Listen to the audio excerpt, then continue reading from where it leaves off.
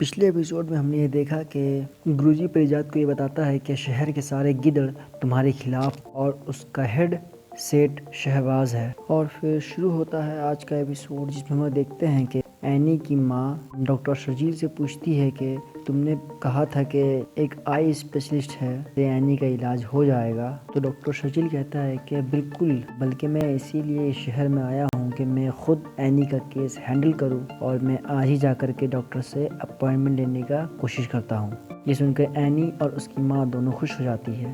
اور پھر ہم دیکھتے ہیں کہ ناساز اور پریزاد آفس میں بات کرتے ہوئے کہتے ہیں کہ یار تمہاری تو ایک بہت بڑی سلطنت ہے، تم تو واقعی بادشاہ بن چکے ہو۔ اس بات پر پریزاد کہتا ہے کہ کسی سلطنت کا ہونا کسی کی بادشاہیت ثابت ہونے کی ضمانت نہیں دیتا۔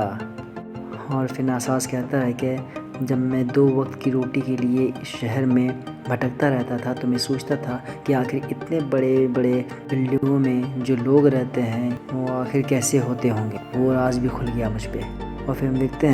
اور پھر آگے ہم دیکھتے ہیں کہ پریزاد اینی کے گھر پہنچ جاتا ہے، اور وہاں جاتے ہی ڈاکٹر شرجیل سے جب ملتا ہے تب اس کا دل کچھ اچھا نہیں لگتا۔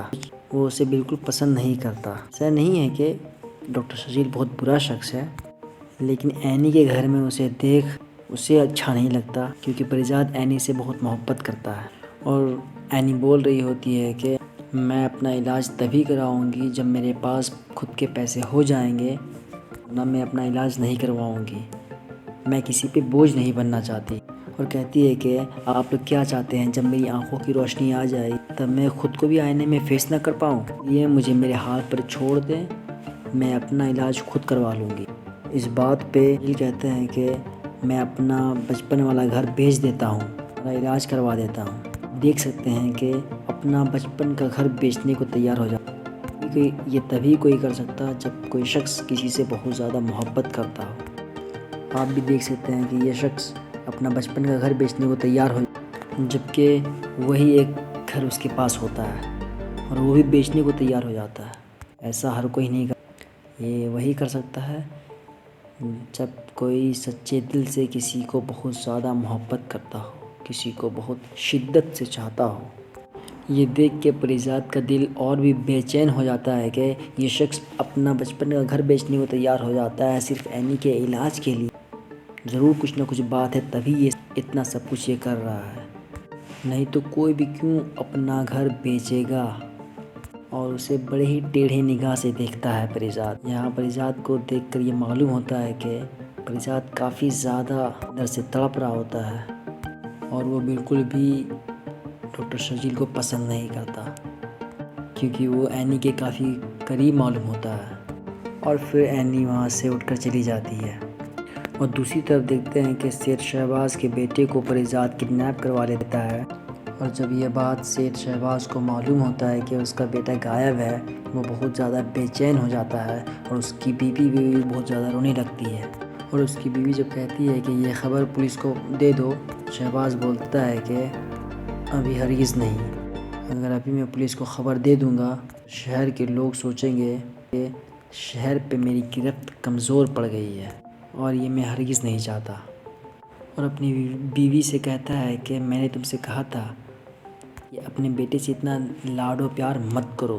ہمارے بیٹے کو اتنا سمجھایا تھا کہ کہیں بھی جاؤ تو گارڈز لے کر کے جاؤ، یا پھر کچھ دن گھر میں رک جاؤ، لیکن تمہارا بیٹا تو ماننے کو تیار ہی نہیں، اپنی ہی ضد میں رہتا ہے، اور تمہارے لاڈ و پیار میں تو پوری طرح سے بگاڑ لیا ہے، وہ پوری طرح سے بگڑ چکا ہے، دیکھو نہیں نہ مل رہا ہے۔ اور پھر دونوں میاں بیوی کافی زیادہ پریشان ہونے لگتے ہیں۔ سیٹھ شہباز اپنی ہر ممکن کوشش کرتا ہے کہ وہ اپنے بیٹے کو ڈھونڈ لے، لیکن وہ اپنے بیٹے کو ڈھونڈنے میں ناکام ہو جاتا ہے۔ پھر تھوڑی دیر میں ایک پارسل آتا ہے جس میں اس کے بیٹے کا شرٹ ملتا ہے جو کہ خون سے سنا ہوا ہوتا ہے۔ یہ دیکھ کر کے سیٹھ شہباز اور اس کی بیوی پوری طرح سے شاکڈ ہو جاتے ہیں اور رونے لگتے ہیں، تو وہ لوگ سمجھتا ہے کہ اس کے بیٹے کو کچھ ہو گیا ہے۔ پھر ترنت گرو کا کال آتا ہے، اور سیٹھ شہباز کو کہتا ہے کہ آ کر لے جاؤ اپنے بیٹے کی لاش۔ ویسے مجھے جہاں تک لگتا ہے پریزاد ایسا کبھی نہیں کرے گا، وہ مر جائے گا لیکن کبھی کسی بے گناہ کو مارے گا نہیں۔ پریزاد تو لوگوں سے محبت کرنے والا شخص ہے، وہ کیسے کسی کو مار سکتا؟ چلیے آگے دیکھتے ہیں آخر کیا ہوتا ہے۔ کیا واقعی میں اس کے بیٹے کو پریزاد مار دیتا ہے؟ جب سیٹھ شہباز بھاگتے ہوئے اپنے بیٹے کی لاش کو لینے کے لیے پہنچتا ہے تب تھوڑی سی فائٹ بھی ہوتی ہے وہاں پہ، گرو کے ساتھی ہوتے ہیں، اور یہاں یہ بھی دکھایا جاتا ہے کس طرح شہباز سیٹھ ایک باڈی بلڈر کی طرح ایک دم دونوں پہلوانوں کو ایک دم مار کے پھینک دیتا ہے، اور ایک سامنے سے آ رہا بندہ کو ایک ہی مکے میں وہ گرا دیتا ہے۔ ویسے لگتا نہیں ہے کہ سیٹھ شہباز کے پاس اتنا زیادہ طاقت ہوگا، کیونکہ دیکھنے میں تو لگتا ہے کہ سیٹھ شہباز جسے مارتا ہے وہ اس سے زیادہ طاقتور رہتا ہے، باڈی رہتی ہے، لیکن پھر بھی وہ اسے مار کے گرا دیتا ہے۔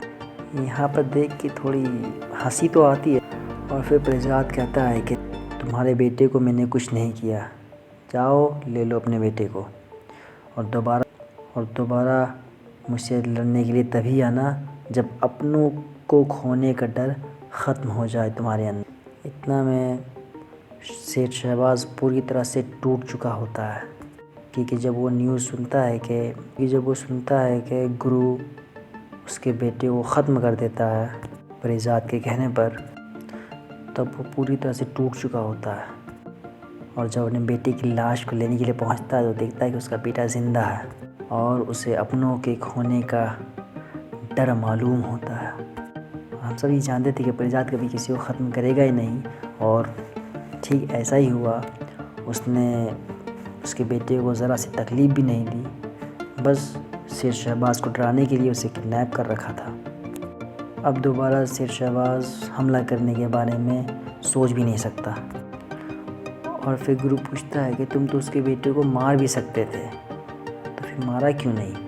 تو پریزاد کہتا ہے کہ اگر میں چاہتا تو سیٹھ شہباز کو ہی ختم کر دیتا، اس کے بیٹے کو کیوں مارتا، وہ تو بے گناہ ہے، لیکن تم نے ہی تو کہا تھا کہ لوگ اپنے لیے نہیں اپنوں کے لیے جیتے ہیں۔ پھر ہمیں یہ بھی دیکھنے کو ملتا ہے کہ ماجد کو ایک اچھی نوکری مل جاتی ہے جو پریزاد اسے دلواتا ہے، اور اس کی نوکری مل جانے سے اسے گھر میں خوشحالی آ جاتی ہے، اس کا رویہ بھی اچھا ہو جاتا ہے، اور ناہید بھی خوش رہتی ہے، اور ناہید کی بہن بھی، اور نوکری مل جانے کی وجہ سے ماجد اب غصہ کم کرتا ہے اور پیار بھری بات زیادہ کرنے لگتا ہے۔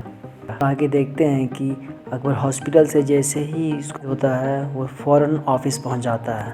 یہ دیکھ کر کے پریزاد کہتا ہے کہ تم کو اور ریسٹ کرنا چاہیے تھا، تم اتنی جلدی کیوں آ گئے؟ لیکن اکبر کہتا ہے کہ مالک مجھ سے رہا نہیں گیا، میں بالکل ٹھیک ہوں۔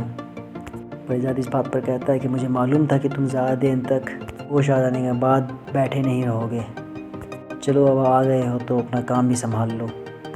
اور اکبر کے آتے ہی آفس والے سب کو اس کا ویلکم کرنے لگتے ہیں کہ بندہ گولی کھا کر کے بھی صحیح سلامت کھڑا ہے، اور پھر اپنے کام میں پورے جوش کے ساتھ آ چکا ہے۔ اور ہم پھر آگے دیکھتے ہیں کہ پریزاد ایک پلان بناتا ہے، اور پلان بنا کر کے ڈاکٹر شرجیل کا بچپن کا گھر خریدنے کے بارے میں بات کرتا ہے کہ وہ اس کا گھر خرید لے گا، اور اس سے جو رقم آئے گا اس سے اینی کا علاج بھی ہو جائے گا، اور اینی کو اس سے کوئی تکلیف بھی نہیں ہوگی۔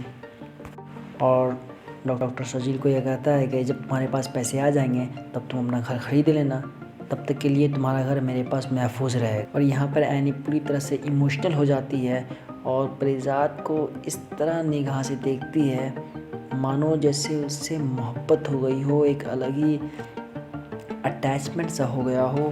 محسوس کر رہی ہوتی ہے کہ پریزاد اس کا کتنا زیادہ خیال رکھ رہا ہے، اور اس کے خودداری پر ذرا سا ٹھیس بھی پہنچنے نہیں دے رہا ہے۔ اینی کو دیکھ کر ایسا لگ رہا ہے جیسے اینی بھی اس سے کہیں نہ کہیں چاہتی تو ہے لیکن بول نہیں پاتی۔ جس طرح پریزاد بھی بہت زیادہ چاہتا ہے اینی کو لیکن وہ بول نہیں پاتا، ٹھیک اسی طرح اینی بھی کہیں نہ کہیں اسے اندر سے چاہ رہی ہوتی ہے لیکن بولنے کی ہمت نہیں ہوتی۔ اور یہیں پر آج کا ایپیسوڈ ختم ہوتا ہے۔ اور آپ کو کیا لگتا ہے کہ کیا پریزاد اینی کو اپنی دل کی بات اگلے ایپیسوڈ میں کہہ پائے گا؟ کیونکہ پریزاد اب زیادہ ہی ڈرنے لگتا ہے، کیونکہ اینی کا کزن بھی آ چکا ہوتا ہے جو کہ اس کے گھر ہی میں رہتا ہے، اور کہیں نہ کہیں دیکھ کر لگتا ہے کہ ڈاکٹر شرجیل بھی اسے بہت زیادہ چاہتا ہے۔ تو اس وقت پریزاد کو لیٹ کرنا کیا صحیح ہوگا؟ یہ جاننے کے لیے بنے رہیے ہمارے چینل کے ساتھ۔ تب تک کے لیے اللہ حافظ۔